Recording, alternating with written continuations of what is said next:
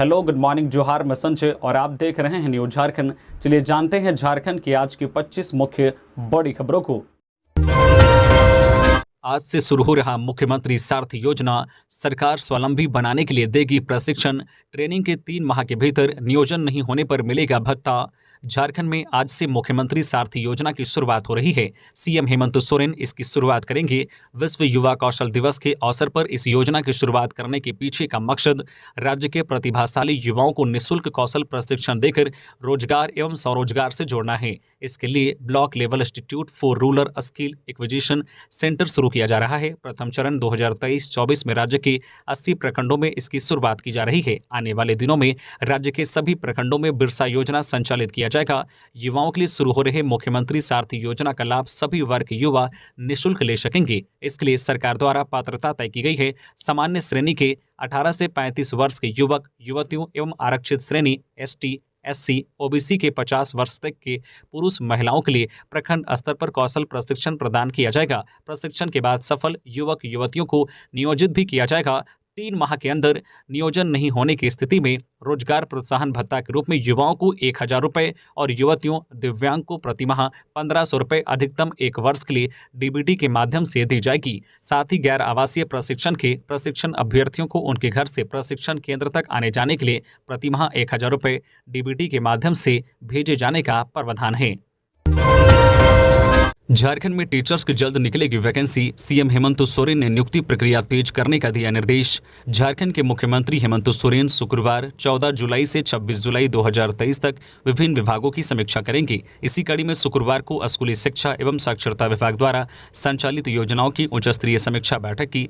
इस दौरान सीएम ने कहा है कि राज्य के बच्चों को बेहतर और गुणवत्तायुक्त शिक्षा देने के लिए सरकार प्रतिबद्ध है। इसी सिलसिले में सरकारी विद्यालयों को मजबूत किया जा रहा है। विद्यालयों में आधारभूत संरचना और मूलभूत सुविधाएं उपलब्ध कराने के साथ पठन पाठन की न्यूनतम एवं आधुनिक तकनीक से संबंधित संसाधन उपलब्ध कराए जा रहे हैं। मुख्यमंत्री ने अधिकारियों से कहा है कि प्राथमिक, माध्यमिक और +2 विद्यालयों में शिक्षकों के खाली पदों पर नियुक्ति की प्रक्रिया तेज करे ताकि विद्यालयों का संचालन बेहतर तरीके से हो सके।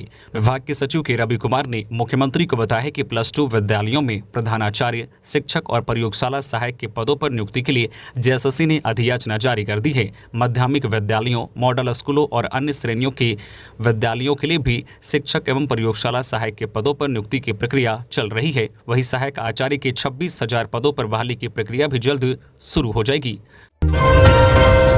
झारखंड में मानसून कमजोर, समान रूप से नहीं बरस रहे हैं बादल। आज और कल इन जिलों में बारिश का अलर्ट। झारखंड में मानसून कमजोर है, कम बारिश हो रही है, लेकिन यह भी सभी क्षेत्र में समान रूप से नहीं हो रही है। राज्य के सीमित हिस्सों में अधिक बारिश हो रही है। शेष स्थानों पर अल्प बारिश से खेती का कार्य ढंग से शुरू भी नहीं हो सका है। मानसून की बेरुखी से मौसम विभाग के कई पूर्वानुमान गलत साबित हो चुके हैं। विभाग के ताजा पूर्वानुमान में भी राज्य में अगले 2 दिनों के दौरान पश्चिमी और मध्य भाग समेत कहीं कहीं भारी बारिश होने की संभावना व्यक्त की गई है। अधिक बारिश वाले 4 जिले में केवल एक ही जिला साहिबगंज में सामान्य से अधिक बारिश है। शेष 3 सामान्य लेकिन कम बारिश वाले जिलों में शामिल हो गए हैं। इधर राजधानी रांची में मानसून कमजोर चल रहा है। राज्य में अभी 46% कम बारिश हुई है। खेती के अनुरूप बारिश नहीं हो रही है। राज्य में आज 15 जुलाई को झारखंड के पश्चिमी और उससे सटे मध्य भागों में कहीं कहीं भारी बारिश की चेतावनी दी गई है, जबकि 16 जुलाई यानी कि कल गुमला, खूंटी, सिमडेगा, पश्चिमी सिंहभूम जिले में कहीं कहीं भारी बारिश का पूर्वानुमान किया गया है। रांची में इंटरव्यू से मिलेगी नौकरी, सैलरी 35,000 रुपये। रांची में नौकरी की तलाश कर रहे युवाओं के लिए बड़ी खबर आ रही है। ताजा रिपोर्ट के मुताबिक मेकॉन लिमिटेड ने कई पदों पर भर्ती को लेकर आवेदन मांगे हैं। अगर आप यह नौकरी करना चाहते हैं तो आप प्रकाशित नोटिफिकेशन को अच्छी तरीके से पढ़ें और आवेदन करें। मेकॉन लिमिटेड ने जूनियर ऑफिसर के 2 पदों पर भर्ती को लेकर युवाओं से ऑनलाइन आवेदन मांगे हैं। इन पदों पर आवेदन करने के लिए उम्मीदवारों की योग्यता 10+2 पास विद डिप्लोमा इन फार्मेसी होनी चाहिए। इच्छुक और योग्य उम्मीदवार इन पदों पर 25 जुलाई 2023 तक आवेदन कर सकते हैं। इसके बाद आवेदन समाप्त हो जाएगा। इन पदों पर आवेदन करने के लिए उम्मीदवारों की अधिकतम आयु 32 वर्ष निर्धारित किया गया है। अधिक जानकारी के लिए आप नोटिस देखें। बता दें कि मेकॉन लिमिटेड के इन पदों पर उम्मीदवारों का चयन इंटरव्यू में प्रदर्शन के अनुसार किया जाएगा। आप अधिक जानकारी के लिए www.meconlimited.co.in पर जा सकते हैं। पुलिस की बड़ी कार्रवाई, 10 लाख रुपए की अवैध शराब जब्त, हिमाचल प्रदेश का ट्रक ड्राइवर गिरफ्तार। झारखंड की रामगढ़ पुलिस ने गुप्त सूचना पर अवैध शराब लदे ट्रक को जब्त कर लिया है। इस क्रम में पुलिस ने ड्राइवर को भी गिरफ्तार कर लिया है। जब्त शराब की कीमत करीब 10 लाख रुपए बताई जा रही है। ड्राइवर हिमाचल प्रदेश के ऊना का रहने वाला बताया जा रहा है। रामगढ़ जिले के कुज्जू ओपी क्षेत्र की दिगवार फोरलेन सड़क से कुज्जू पुलिस ने भारी मात्रा में ट्रक पर लदी अवैध शराब को पकड़ने में सफलता पाई है। बाद में पुलिस ने जब्त ट्रक को कुज्जू ओपी लाया। इसके साथ ही शराब की बोतलों की गिनती की। इस संबंध में ओपी प्रभारी विनय कुमार ने बताया कि गुप्त सूचना मिली थी कि राउरकेला से भारी मात्रा में शराब लेकर ट्रक सिल्लीगुड़ी की ओर जा रही है। इसके बाद उन्होंने कार्रवाई करते हुए दिगवार फोरलेन के पास ट्रक को पकड़ा। इसके साथ ही चालक से कागजात मांगने पर उसने मछली लदे होने का कागजात पेश किया। संदेह होने पर पुलिस ने छानबीन की तो ट्रक के ऊपरी हिस्से में रद्दी कपड़ों में बोरा था। अंदर में भारी मात्रा में पंजाब स्टेट की शराब थी। जब्त शराब में imperial blue 180 ml, 360 ml, 750 ml व 750 ml के रॉयल चैलेंजर्स की शराब की पेटी लदी थी। नक्सलियों की साजिश झारखंड में फिर नाकाम, कोल्हान जंगल से सुरक्षा बलों ने बरामद किए 2 आईडी बम। झारखंड के पश्चिमी सिंहभूम जिले में नक्सलियों के खिलाफ पुलिस का सर्च ऑपरेशन जारी है। इसमें पुलिस को लगातार सफलता मिल रही है। कोल्हान जंगल में नक्सलियों की ओर से पुलिस को नुकसान पहुंचाने के उद्देश्य से लगाए गए 2 आईडी बम बरामद किए गए हैं। इस तरह एक बार फिर नक्सलियों की साजिश झारखंड पुलिस ने नाकाम कर दी है। ये जानकारी पुलिस अधीक्षक आशुतोष शेखर ने दी। उन्होंने कहा कि नक्सलियों के खिलाफ पुलिस का अभियान जारी रहेगा। झारखंड के पश्चिमी सिंहभूम जिले के कोल्हान जंगल क्षेत्र के गोइलकेरा थाना अंतर्गत रेला पारल गांव के आसपास जंगली व पहाड़ी क्षेत्र में नक्सलियों के खिलाफ सर्च ऑपरेशन जारी है। जिला पुलिस व सुरक्षा बल न केवल नक्सलियों का पीछा कर रहे हैं, बल्कि नक्सलियों द्वारा जंगल में बिछाए गए आईडी व स्पाइक होल को भी ढूंढकर नष्ट कर रहे हैं। इसी क्रम में शुक्रवार को नक्सलियों द्वारा सुरक्षा बलों को निशाना बनाने के लिए लगाए गए 4-5 केजी के 2 आईडी बम बरामद किया गया है। बरामद दोनों आईडी बम को बम निरोधक दस्ते की सहायता से मौके पर ही नष्ट कर दिया गया है। 16 जुलाई से झारखंड कांग्रेस शुरू करेगी भारत जोड़ो की बात, आमजनों के साथ कार्यक्रम, लोगों को बताएंगे राहुल गांधी का विजन। झारखंड कांग्रेस ने शुक्रवार को एक बड़े कार्यक्रम की घोषणा की है। राहुल गांधी की बात को घर घर पहुंचाने के लिए राज्य भर में 16 जुलाई से भारत जोड़ो की बात, आमजनों के साथ कार्यक्रम की शुरुआत की जाएगी। इस कार्यक्रम का समापन 5 सितंबर को शिक्षक दिवस पर किया जाएगा। झारखंड कांग्रेस के प्रदेश कार्यालय में विधायक दल के नेता आलमगीर आलम और प्रदेश अध्यक्ष राजेश ठाकुर ने इस बात की जानकारी दी। झारखंड के जन सेवकों की हड़ताल जारी, अब टेंट तंबू लगाकर नेपाल हाउस सचिवालय के सामने धरने पर बैठे। झारखंड में कृषि और अन्य क्षेत्र में सरकार की महत्वाकांक्षी योजनाओं को धरातल पर उतारने में सहयोग करने वाले राज्य भर के 1500 के करीब जनसेवक पिछले 67 दिन से हड़ताल पर हैं। इस दौरान राजभवन के समक्ष धरना प्रदर्शन के बाद उन्होंने अपना आंदोलन नेपाल हाउस सचिवालय के पास शिफ्ट कर दिया है। रांची के डोरंडा स्थित नेपाल हाउस सचिवालय के सामने टेंट तंबू लगाकर जनसेवक धरना दे रहे हैं। उन्होंने मांगे पूरी होने तक यहीं दिन रात धरने पर बैठने की घोषणा कर दी है। मुख्य रूप से राज्य के अन्नदाताओं और अधिकारियों के बीच कड़ी का काम करने वाले इन जनसेवकों का आरोप है कि 10 साल सेवा देने के बाद हर किसी का वेतन बढ़ता है, जबकि यहाँ वेतन ही घटा दिया गया है। देवघर में शादी के 36वें दिन नवविवाहित की हत्या, ससुराल वाले 10 दिन बाद से ही कर रहे थे टॉर्चर, दामाद को चाहिए थी कार। देवघर जिले के सारमा प्रखंड के बस कवरिया गांव की 25 साल की पूनम के हाथों से मेहंदी के रंग अभी उतरे भी नहीं थे कि दहेज लोभी ससुराल वालों ने उसे मौत के घाट उतार दिया। मौत से ठीक 36 दिन पहले उसकी शादी हुई थी। पिता ने क्षमता से अधिक दामाद और उसके परिवार वालों को दहेज दिया, लेकिन दामाद को कार चाहिए थी। शादी के 10वें दिन से ही प्रताड़ित करना शुरू कर दिया और अंततः उसे मार दिया गया। ऐसा आरोप पूनम के पिता मदन लाल मिश्रा ने पुलिस को लिखित रूप से दिए फर्द बयान में लगा है। पुलिस अब पूरी पड़ताल में जुट गई है। बीजेपी प्रदेश अध्यक्ष बाबूलाल मरांडी ने रघुवर दास से की मुलाकात। भाजपा के नवनियुक्त प्रदेश अध्यक्ष बाबूलाल मरांडी अपने दिल्ली दौरे से लौट चुके हैं। दिल्ली से लौटने के बाद उन्होंने भाजपा के राष्ट्रीय उपाध्यक्ष और झारखंड के पूर्व मुख्यमंत्री रघुवर दास से मुलाकात की। इस मुलाकात की जानकारी बाबूलाल ने ट्वीट के माध्यम से दी। वहीं बाबूलाल ने मुलाकात की तस्वीर भी साझा की है। लोहरदगा में पंचायत सचिव रविंद्र कुमार का डोला ईमान, रंगे हाथों पीसीसी योजना में घूस लेते गिरफ्तार। झारखंड के लोहरदगा में भ्रष्टाचार निरोधक दस्ते की टीम ने बड़ी कार्रवाई करते हुए पंचायत सचिव को रिश्वत लेते हुए रंगे हाथ दबोचा है। जिले के भंडरा प्रखंड में भ्रष्टाचार निरोधक दस्ते की टीम ने बड़ागाई पंचायत सचिव रविंद्र कुमार को शुक्रवार को रंगे हाथ 16,500 रुपये रिश्वत लेते हुए गिरफ्तार किया है। पंचायत सचिव को एसीबी की टीम गिरफ्तार कर अपने साथ रांची ले गई है। ऐसे में एसीबी की इस कार्रवाई से हड़कंप मच गया है। पटना में पुलिस लाठीचार्ज के बाद भाजपा कार्यकर्ता की मौत की जांच के लिए बनी कमेटी, रघुवर दास को बनाया गया संयोजक। बिहार की राजधानी पटना में भारतीय जनता पार्टी भाजपा कार्यकर्ताओं पर लाठीचार्ज के बाद एक कार्यकर्ता की मौत के मामले की जांच के लिए पार्टी ने एक कमेटी का गठन किया है। इस कमेटी का संयोजक झारखंड के पूर्व मुख्यमंत्री और भाजपा के राष्ट्रीय उपाध्यक्ष रघुवर दास को बनाया गया है। कमेटी में रघुवर दास के अलावा 3 अन्य लोगों को भी शामिल किया गया है। पटना लाठीचार्ज की जांच के लिए जो समिति बनाई गई है उसमें जिन लोगों को शामिल किया गया है उनमें दिल्ली के लोकसभा सांसद और लोकप्रिय भोजपुरी गायक मनोज तिवारी, पलामू के सांसद विष्णु दयाल राम और सांसद जो है सुनीता दिग्गल को शामिल किया गया है। भाजपा के राष्ट्रीय महासचिव अरुण सिंह ने यह जानकारी दी है। यूपी के कांवरिये की झारखंड के दुमका में मौत। बासुकीनाथ धाम में पूजा करने के बाद अचानक बिगड़ी तबियत। बासुकीनाथ धाम में पूजा अर्चना करने के बाद यूपी के कांवरिये की अचानक हालत बिगड़ गई। साथ ही कांवरियों की सहायता से उसे फूलो झानो मेडिकल कॉलेज अस्पताल लाया गया, जहां चिकित्सकों ने उसे मृत घोषित कर दिया। मृतक का नाम राजू मोची 45 वर्षीय था। वह यूपी के भदोही जिला अंतर्गत सुरियामा थाना क्षेत्र के छनोवारा गांव का रहने वाला था। झारखंड में सूखी स्वर्णरेखा क्रिकेट ग्राउंड में तब्दील हुई नदी। एक तरफ जहां देश के कई हिस्सों में बाढ़ से लोग परेशान हैं, इस बाढ़ से सैकड़ों जाने तक जा चुकी है, करोड़ों का नुकसान हो गया है, कई गाड़ियां बाढ़ में बह गई है, तो दूसरी तरफ झारखंड में बारिश नहीं होने से नदी सूखी हुई है। जमशेदपुर शहर की बात करें तो शहर की लाइफलाइन कही जाने वाली स्वर्णरेखा खरकई नदी पूरी तरह से सूख गई है। आसपास के बच्चों ने नदी को ही स्टेडियम में तब्दील कर दिया है। नदी अब बच्चों के लिए फुटबॉल, क्रिकेट, वॉलीबॉल का मैदान बन गया है। 300 बच्चे प्रतिदिन खरकई नदी में फुटबॉल, क्रिकेट, वॉलीबॉल का प्रैक्टिस कर रहे हैं। नदी के बीचों बीच दिन भर मैच हो रहा है, जबकि 2022 में आज के दिन यहां नदी खतरे के निशान से 3 फीट ऊपर बह रही थी। वैसे जो नदी कल बहा करती थी, आज खुद बूंद बूंद पानी के लिए तरस रही है। एसीबी के हंथे चढ़े चाईबासा में विशेष प्रमंडलीय रोकड़पाल 50,000 घूस लेते गिरफ्तार।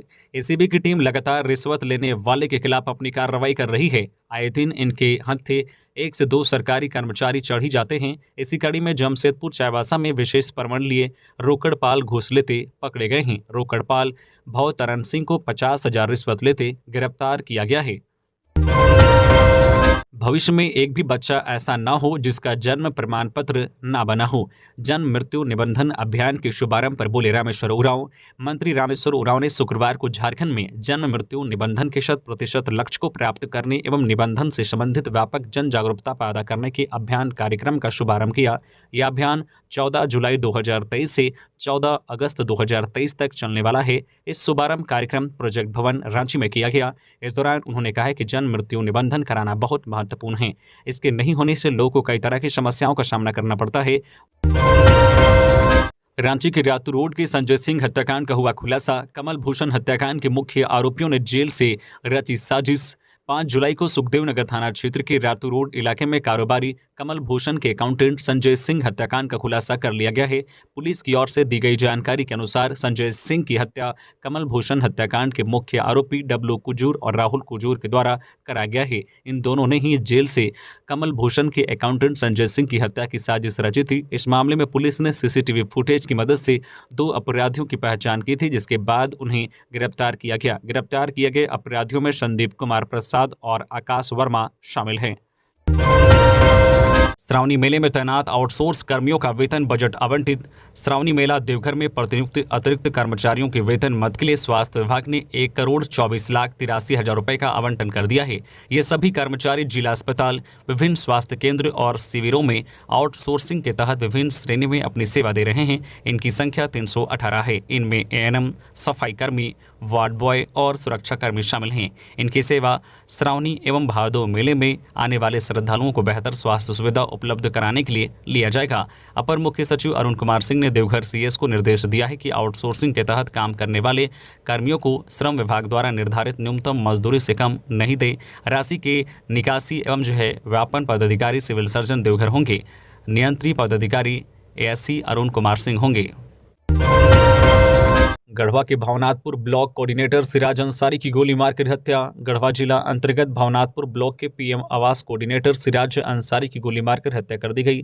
तुलसी दमार घाटी के समीप घटना को अंजाम दिया गया। बताया गया है कि गढ़वा थाना क्षेत्र के झालुआ निवासी सिराज अहमद 35 वर्षीय पिता अब्दुल अजीज अंसारी भावनाथपुर प्रखंड में कार्यरत था। ऑफिस बंद हो जाने के बाद बाइक से अपने घर जा रहा था। इसी दौरान पहले से घात लगाए अज्ञात अपराधियों ने तुलसी दामर घाटी में गोली मारकर हत्या कर दी। घटना के बाद लोगों ने सिराज को अनुमंडलीय अस्पताल ले जाया गया, जहां चिकित्सकों ने उसे मृत घोषित कर दिया। भारतीय टीम में शामिल रहे रांची के जाने माने फुटबॉल खिलाड़ी प्रभाकर मिश्रा का निधन। झारखंड फुटबॉल टीम की शान और देश के बड़े फुटबॉल खिलाड़ियों में शुमार 75 वर्षीय प्रभाकर मिश्रा ने शुक्रवार को अंतिम सांस ली। वे पिछले कई दिनों से बीमार चल रहे थे। वे अपने पीछे एक बेटा और अपनी पत्नी को छोड़ गए। प्रभाकर ने फुटबॉल में बिहार और देश का नाम रोशन किया, लेकिन उनकी जिंदगी का अंतिम समय अभाव भरा रहा। 1952 में जन्मे प्रभाकर मिश्रा बचपन से ही फुटबॉल के दीवाने थे। उन्हें यह खेल विरासत में मिली क्योंकि उनके पिता और दादा दोनों फुटबॉल खिलाड़ी थे। प्रभाकर मिश्रा ने 1966 से फुटबॉल खेलना शुरू किया और देखते ही देखते बिहार फुटबॉल टीम के अहम हिस्सा हो गए। उन्होंने 1976 से लेकर 1982 तक बिहार फुटबॉल टीम का प्रतिनिधित्व किया। 2 साल तक बिहार फुटबॉल टीम के कप्तान भी रहे। वर्ष 1976 में बांग्लादेश के ढाका में आगा खां गोल्ड कप खेला। 1977 में उन्हें भारत के लिए खेलने का मौका मिला। प्रभाकर मिश्रा 1976 संतोष ट्रॉफी टूर्नामेंट में हर टॉप स्कोरर रहे। उस टूर्नामेंट में उन्होंने 6 गोल दागे थे और बिहार और अब झारखंड का नाम विश्व के मानचित्र पर लहराया था। झारखंड में 900 से ज्यादा पदों पर भर्ती। JSSC.nic.in से करे आवेदन। झारखंड कर्मचारी चयन आयोग ने झारखंड इंडस्ट्रियल ट्रेनिंग ऑफिसर प्रतियोगिता परीक्षा GITOCE 2023 के लिए योग्य व इच्छुक उम्मीदवारों से आवेदन आमंत्रित किए हैं। JSSC की इस भर्ती के लिए आवेदन प्रक्रिया शुरू हो चुकी है। इच्छुक अभ्यर्थी आवेदन की अंतिम तिथि 9 अगस्त तक आवेदन कर सकते हैं। उम्मीदवार आयोग की आधिकारिक वेबसाइट www.jssc.nic.in पर जाकर आवेदन कर सकते हैं। JSSC की इस भर्ती अभियान में कुल 900 से ज्यादा पदों पर योग्य अभ्यर्थियों की नियुक्ति की जानी है। इस परीक्षा के जरिए झारखंड औद्योगिक प्रशिक्षण पदाधिकारी के पद पर नियुक्ति होगी। धनबाद में 17 साल के किशोर का शव बरामद। हत्या की आशंका, पुलिस हिरासत में 2 लोग। जिले में एक 17 साल के किशोर का शव एक ग्राउंड में पाया गया है। शव मिलने की सूचना पर इलाके में सनसनी फैल गई। शव देखकर यह प्रतीत होता है जैसे उसकी हत्या की गई है। सिर और चेहरे पर किसी धारदार हथियार से वार किया गया है। परिजनों ने भी हत्या की आशंका जताई है। परिजनों का कहना है कि युवक की हत्या कर शव को ग्राउंड में फेंका गया है। वही पुलिस मामले में 2 लोग को हिरासत में लेकर पूछताछ कर रही है। युवक का शव सुदामडी थाना क्षेत्र के होल्ट तल्ला ग्राउंड के पास बरामद हुआ है। शव की पहचान अंकित कुमार सिंह के रूप में की गई है। शव मिलने के बाद स्थानीय लोगों ने घटना की सूचना पुलिस को दी, जिसके बाद पुलिस मौके पर पहुंची और शव को कब्जे में लेकर अस्पताल भेज दिया। विकास के नाम पर जनता के हाथ लॉलीपॉप थमा लूटने का काम कर रही हेमंत सरकार। भाजपा का झामुमो पर निशाना। भाजपा ओबीसी मोर्चा के प्रदेश मंत्री राजेंद्र मंडल ने गोड्डा से रांची वापसी के क्रम में शुक्रवार को अपने करमाटांड़ स्थित आवास पर एक प्रेस वार्ता की। इस दौरान उन्होंने वर्तमान झारखंड सरकार पर जमकर निशाना साधा। उन्होंने कहा कि हेमंत सोरेन सरकार लोगों को लॉलीपॉप दिखाकर लूटने का काम कर रही है। मुख्यमंत्री के द्वारा बोकारो नावाडी में एक सभा के कार्यक्रम में 1932 खतियान झारखंड मुक्ति मोर्चा का मुद्दा था और रहेगा कि बात को दोहराया गया। ऐसा माना जाए कि दिल की बात जुबा पर आ गई। चुनाव से पूर्व झारखंड मुक्ति मोर्चा ने जिन वादों को लेकर जनता का वोट लिया, उसमें झारखंड सरकार पूरी तरह से विफल रही है। झारखंड के धन कुबेर चीफ इंजीनियर वीरेंद्र राम के खिलाफ केस दर्ज करेगी एसीबी। सीएम हेमंत ने दी अनुमति। 125 करोड़ से ज्यादा की अकूत संपत्ति अर्जित करने वाले ग्रामीण कार्य विभाग के निलंबित चीफ इंजीनियर वीरेंद्र राम के खिलाफ शिकंजा कसने की तैयारी एसीबी ने शुरू कर दी है। आय से अधिक संपत्ति अर्जित करने और भ्रष्टाचार निवारण अधिनियम के तहत अब एसीबी में वीरेंद्र राम के खिलाफ केस दर्ज करेगा। ईडी की तरफ से सरकार को भेजी गई रिपोर्ट के बाद सीएम हेमंत सोरेन ने केस दर्ज करने के लिए अपनी सहमति दे दी है। मुख्यमंत्री से मिले एचडीएफसी बैंक के प्रतिनिधिमंडल सीएसआर के तहत हो रहे कामों से सीएम को कराया अवगत। मुख्यमंत्री हेमंत सोरेन से शुक्रवार को एचडीएफसी बैंक रांची के एक प्रतिनिधिमंडल ने मुलाकात की।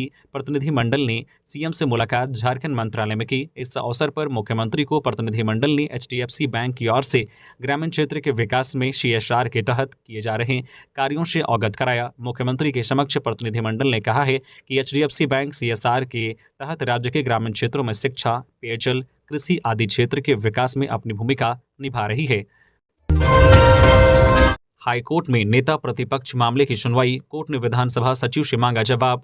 झारखंड हाईकोर्ट ने राज्य की विधानसभा में नेता प्रतिपक्ष का मामला लंबित रहने पर विधानसभा सचिव से जवाब मांगा है। हाईकोर्ट ने पूछा है कि जब विपक्षी पार्टी द्वारा नेता प्रतिपक्ष के लिए किसी विधायक का नाम प्रस्तावित किया गया है तो क्या स्पीकर इस मामले का निर्णय सिर्फ इस आधार पर पेंडिंग रख सकते हैं कि उस विधायक के खिलाफ दलबदल का मामला चल रहा है। कोर्ट ने यह भी जानना चाहा कि क्या हाईकोर्ट को यह शक्ति है कि वह विधानसभा के स्पीकर को नेता प्रतिपक्ष बनाने के लिए निर्देश दे सकता है। झारखंड हाईकोर्ट ने शुक्रवार को एक जनहित याचिका की सुनवाई के दौरान इन बिंदुओं पर विधानसभा और सरकार से जवाब देने को कहा है। मामले की अगली सुनवाई 25 जुलाई को मुकर्रर की गई है।